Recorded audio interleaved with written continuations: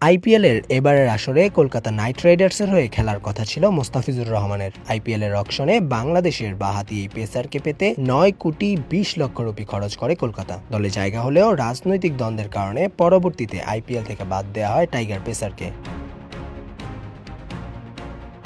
বাংলাদেশের বাঁহাতি পেসার মোস্তাফিজুর রহমানকে কলকাতা নাইট রাইডার্স দল থেকে বাদ দেওয়ার ঘটনাকে দুর্ভাগ্যজনক বলে মন্তব্য করেছেন ইন্ডিয়ান প্রিমিয়ার লিগ আইপিএল এর চেয়ারম্যান অরুণ ধুমাল। ভারতের ক্রিকেট বোর্ড বিসিসিআই এর নির্দেশে কেকেআর মোস্তাফিজকে দল থেকে ছেড়ে দেয়, ফলে এই মৌসুমে আইপিএল খেলার সুযোগ হয়নি তার।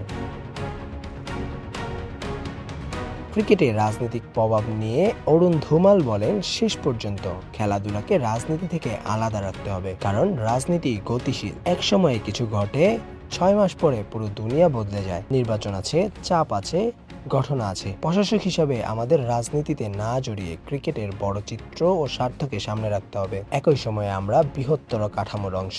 সরকার কিছু সিদ্ধান্ত নিলে সেটাই চূড়ান্ত। তাদের দৃষ্টিভঙ্গি যে কোনো ক্রিকেট প্রশাসকের চেয়ে বড় ও সামগ্রিক। আমাদের মনোযোগ থাকতে হবে খেলার স্বার্থে।